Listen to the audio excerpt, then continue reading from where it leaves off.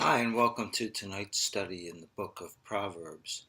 Tonight we're going to be looking at Proverbs 10, verses 15 and 16. But before we get started, we're going to look at who am I? And normally, if I wear a t shirt on these videos, you can't see what the logo is or anything like that. But today, this is a logo that says something about me, who I am. And it's from a corporate race in downtown Miami. And my employer had a team, so we all got these t-shirts. It's got the logo here of my employer, and then it's got like all kinds of runners down here and everything. And that says a couple things about who I am. I'm a runner, and then an employee. Um, and that's what we're going to talk about today. But let's start off in verse 15.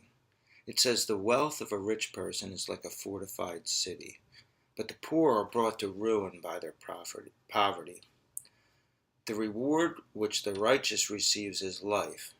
The recompense which the wicked receive is judgment."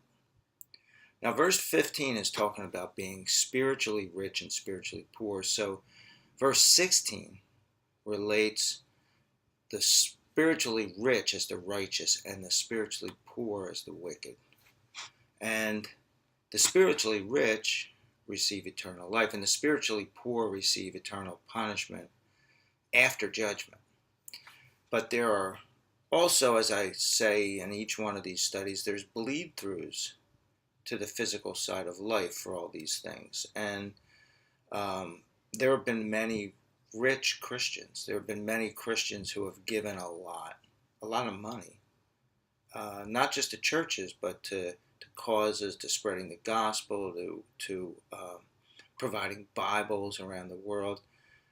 John Deere gave 80% of his gross income, and J.C. Penney gave 90%. And they were both immensely blessed, and they both did that from the time they were young. Now, I'm not a big tithe to the church guy. I don't think that it's in the New Testament, and I understand why they do it. It's like, well, we've got to fund this fancy building and all these programs and putting the PowerPoint up there every Sunday, and I understand that. But I also believe that where God guides, He provides. And so, but that being said, the more you give to God, and that may or may not be given to your church, the more you give to God, I believe the more you'll be blessed.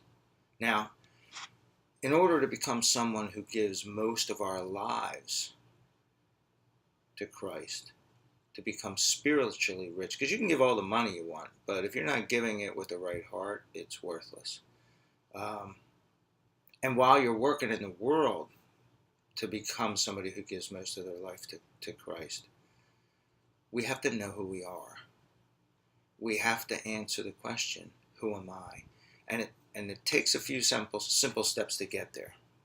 Now, here's the things that I believe that I am. I'm a Christian. I'm a Bible teacher / praise leader. I'm a Bible student. I'm a husband, father, grandfather. I'm a neighbor, team manager, an investor, a surfer, a runner, and a bicyclist. And some of those are really important. Actually, all of them are important in their own way, but some of them are really important, like a Christian, a Bible teacher, a husband, father, grandfather. And then some of them are more for my pleasure, but they also keep me in shape and stuff like that. But no matter how insignificant or significant those parts of my life are, I want God to be a part of it. I want God to be in the midst of it. And I know who He is. He is the great I am. But I want to know who I am. And every day I want to be more like the great I am, although I'm never going to get there. And to get God in the midst of all these things and to find out who I am, I did something I started doing this years ago, and I still work on it whenever I run into a Bible verse that fits in with it. And this is a way to do that, to find out who you are. So I'd like you to do this as homework. For next week, I want you to carry a stack of 3x5 cards with you, just wherever you go. And at the top of each one, write down who you are. So some of these are going to be really easy. Some of these, if you have 3x5 cards at home, as soon as the study's over, you just go, okay, I'm a Christian. I'm a Bible student, or whatever. I'm a son. I'm a fireman. However you want to put it. This is who you are, not who I am. So you carry these around with you. You put that at the top. One part of who you are. Now, some of them, as I say, will pop out at you. Some of them might appear to be small. But put them down. And but some of them, even important roles, you might not think of right away. In a week, you should be able to identify all the things that are really important about who you are. And you can always add a card later. So that's the homework. Start the who am I process. 3x5 cards. Just write on whatever you are. Boyfriend. Avid wrestling fan. Whatever is important to you and you want God in the midst of. Until next week, God bless you.